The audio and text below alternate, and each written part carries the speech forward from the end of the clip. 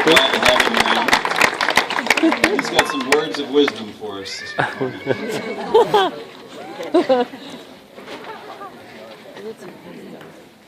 I don't know how much wisdom's involved in it, good stories. First, I got to say to all the young firefighters, all the wannabe firefighters, and actually it goes for anyone learning any trade, my heroes have come and gone. I've learned a lot. I came on the scene just before the end of Greg's story in the early 70s. Can't really remember, short, it was 71, 70, somewhere in there. I started down at the old fire station. The first fire I went to, though, the real structure fire, was in the Louisville, out of this station.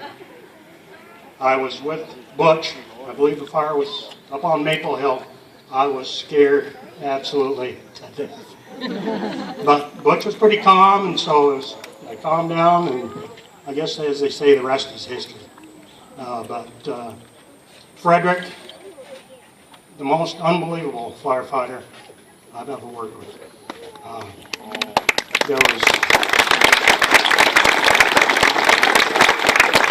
When we got on a fire scene, it was Fred Fowler's fire scene. I don't care if we were in East Montpelier, Barrytown, Marshfield, anywhere. Frederick did not stop to ask, what do you need us to do? He went in and he surveyed. I mean, he could drive on a scene and just take a glance, and when me or Butch or anybody else got there with a fire truck, it was, you do this, and you do this. And if it wasn't done right, like one time I went to East Montpelier. In East Montpelier, the fire chief came down and said, I want this moved, I want that moved. And we were kind of lost, and Frederick came back and, what are you guys doing? Not quite like that, but close. And I said, well, East Montpelier, I don't care what he wants, I told you what to do. So we did it. And so I guess the story is, guys, listen to us old farts. We know what's going on, we've been there, been through it. And we'll tell our stories. There's a little bit of pizzazz in them, but you can pick up tidbits of truth and things to do, and definitely things not to do.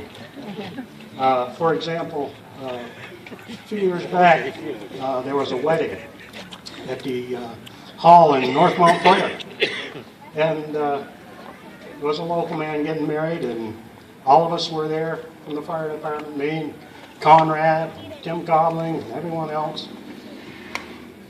But that weekend there was a big fire meeting from people from all over the country, up in St. Johnsbury, Lindenville area. And Ronald Picton was there. Most of you know him as Ronald, but Frederick always called him Ronald, so I called him Ronald Picton. So another man with more knowledge. You guys in East Montpelier and Marshfield, Plainfield, who have a chance to listen to his stories, listen to him. That man has got knowledge about firefighting that, I mean, he forgets more in the night than most of us know. But anyway, Ronald was up there, and for some reason he was bringing a bunch of chiefs in this direction. Big city fire guys and everything else, and all of a sudden the tone went off for a fire at Leon Cookson's used furniture place. I mean, our most dreaded thought ever. And Ronald turns to he's driving the car, and he turns to these guys and he says, now, you know, you hear a lot of stories about volunteer fire departments. You are going to see some volunteer fire departments attack a fire like you've never seen in your life. These guys are like full-time firefighters. You are going to be impressed. Well, as I said, we were at a wedding, and we were partaking in some of the party things. And I showed up in my shorts and tank top. Conrad was pretty much dressed the same, as was Timmy Codlin. We went into the place, and we were looking around. We finally found out what the problem was. Luckily, it wasn't that serious. But as we came out the door, there's Mr. Pitkin what in the hell are you guys doing? You know, he says, I've just been bragging on you for 25 miles, all the way to St. Johnston, and look at you. As I said, I'm in my tank top, no breathing apparatus, no anything. Conrad was ahead of me and Tim. He put his breathing apparatus on. Of course, it was on upside down, but he had it on. So I guess I don't know where we'd be without those guys. We've tried to keep the tradition going.